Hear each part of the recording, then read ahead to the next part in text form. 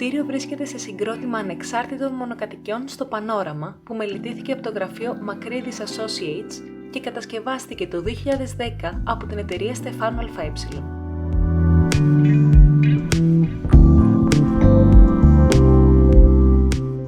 Τη μελέτη και επίβλεψη της διαμόρφωσης των εσωτερικών και των υπαίθριων χώρων ανέλαβε το αρχιτεκτονικό γραφείο Archigraph. Η κατοικία συνολικής επιφάνειας 280 τετραγωνικών μέτρων αναπτύσσεται σε 4 επίπεδα και στεγάζει μια τετραμερή οικογένεια.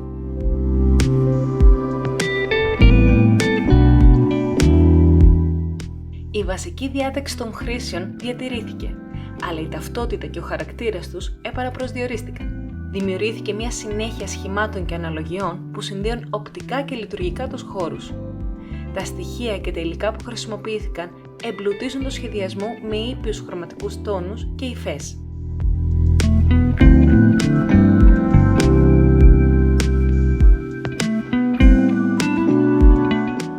Όλοι οι κύριοι χώροι ανοίγονται προς τον κήπο με θέα τον θερμαϊκό κόλπο, με αυτούς του ισογείου να επεκτείνονται προς τα έξω και να ενοποιούνται με τις υπαίθριες χρήσεις.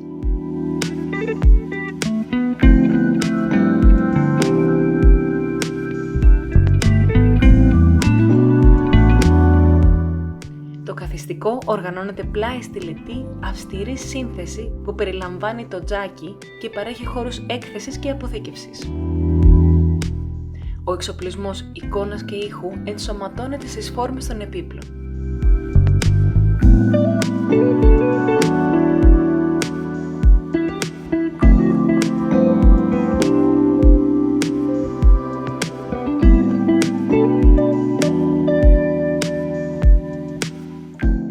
Η κουζίνα ενοποιεί την τραπεζαρία και το καθιστικό.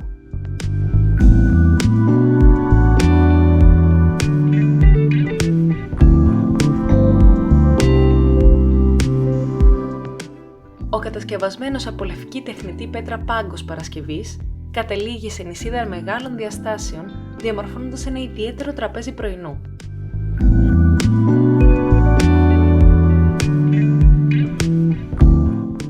Ο όγκος του κλιμακοστασίου καλύπτεται με υψηλής αντοχής έγχρωμο τσιμεντοειδές επίστρωμα και φωτίζεται σκηνογραφικά. Στα 2 ανώτερα επίπεδα βρίσκονται τα υπνοδωμάτια και το γραφείο.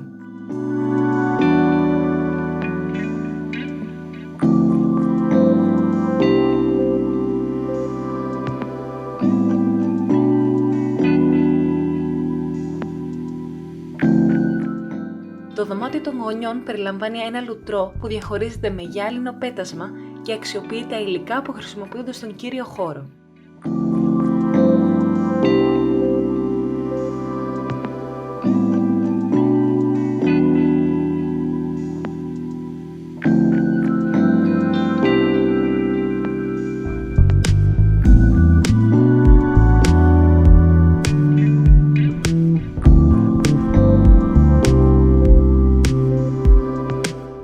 Στο υπόγειο υπάρχει ένας χώρος home cinema, ξενώνας και λουτρό.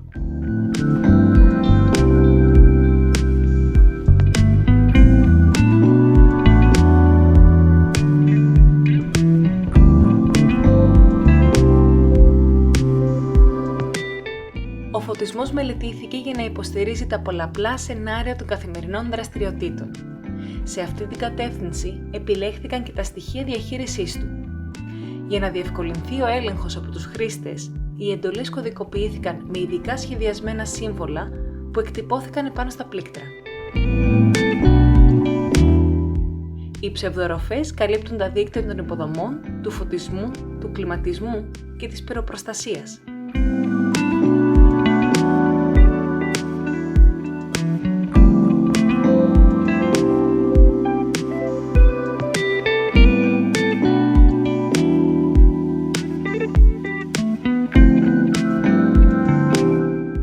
Στις κατασκευές κυριαρχούν το ξύλο, το γυαλί και ο ανεξίδωτος χάλιβας. Στα δάπεδα επιλέχθηκε φυσική ξυλία καρυδιάς, βελανιδιάς και τικ. Η ειδικά επεξεργασμένη ξυλία βελανιδιάς χρησιμοποιήθηκε στα σταθερά έπιπλα που σχεδιάστηκαν για να οργανώσουν και να συνδέσουν αντιληπτικά τις κινήσεις. Στον κήπο η θέση και η γεωμετρία των στοιχείων νερού διατηρήθηκε. Οι περιοχές κυκλοφορίας και ανάπαυσης ανασχεδιάστηκαν. Δίπλα στην πισίνα κατασκευάστηκε στεγασμένος χώρος με κινητά στοιχεία σκίασης που διαθέτει βοηθητικές χρήσεις κουζίνας και ντους.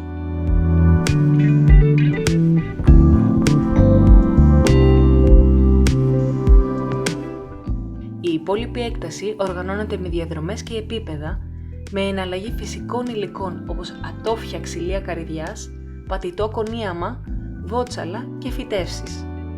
Τον κήπο συμπληρώνουν η χαμηλή βλάστηση, φυτά καλοκαιρινής ανθοφορίας και ένας λαχανόκηπος.